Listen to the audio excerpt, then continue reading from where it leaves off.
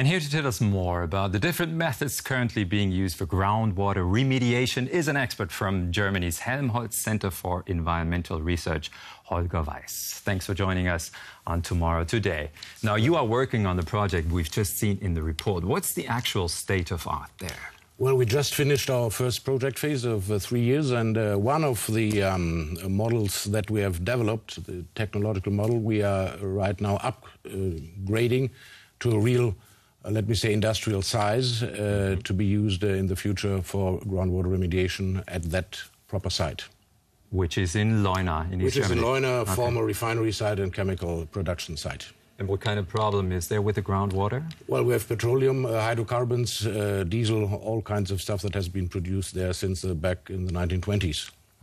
And how much petroleum is that actually on the groundwater? Well, that's hundreds of thousands of liters. It's floating like all of these old refinery sites. They are floating on their own products. And you are able to get rid of all this oil and the petroleum products with plants? Well, of course, the pure oil phase is being recovered, the first step of the site remediation, but some of the petroleum hydrocarbons are diluted in the groundwater, and that's the problem, because these groundwater forms contaminant plumes that will reach someday a river or a waterworks, and that's going to be managed. But I suppose there is a catch. It probably takes forever till the water is clean again. Well, we are talking about remediation timescales about decades, maybe 100 of years, and because of this long time span, the operational costs are the critical factor, and as long as we can use those quite cheap natural phytoremediation approaches, we can save a lot of taxpayers' money.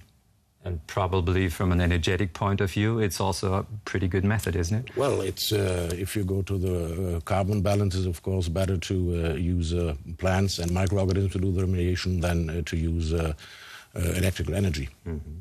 It actually sounds like a brilliant method. What toxic substances can you extract with this method?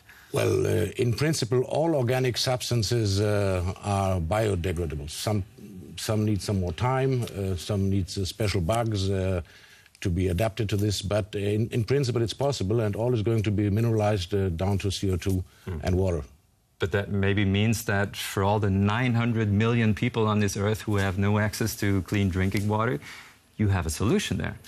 Well, for sewage treatment, those phytoremediation approaches are quite well established, especially in tropical, subtropical countries where you have 12-month high temperatures, and it works pretty well.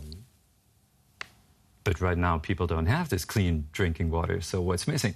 Well, wastewater treatment is going to be more intensified by using this phytoremediation approaches. We have projects in Mexico, in Jordan, so it is a part of the strategy, decentralized wastewater treatment. So let's hope you'll be successful. Thanks a lot for the talk, Professor Weiß. Thank you.